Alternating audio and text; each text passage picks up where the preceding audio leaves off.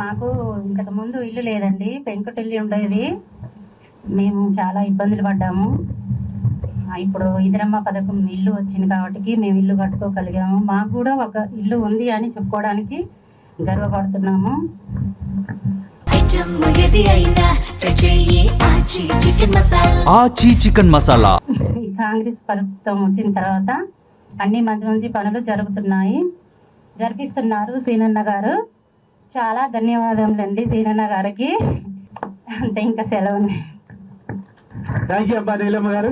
ఇక్కడ ఎంతమంది పిల్లలక? పిల్లలు ఎంతమంది?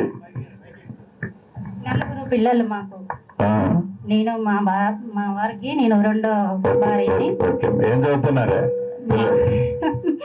మా పిల్లల బాబు లండన్ వెళ్ళాడు, చిన్న బాబు. పెద్ద బాబు రాజకీయంగా చాణక్య స్ట్రాటజీ ఛానల్ నడుపుతుంటారు. ఒక పెద్ద పాప, చిన్న పాప ట్రిపుల్ చేసింది, కరెంట్ డిపార్ట్మెంట్, ఇప్పుడు జాబ్ చేస్తుంది. ఇప్పుడు మీ వల్ల మేము ఇల్లు కట్టుకున్నాం, ఇందిరమ్మ పథకం కింద ఇల్లు కట్టుకున్నాము. మీకు చాలా ధన్యవాదాలు. మీరు ఇంకా ఇంకా ఎన్నో పనులు చేయాలి, ఈ ప్రభుత్వం ఇలాగే నడవాలి అని కోరుకుంటున్నాము. నమస్కారం అండి.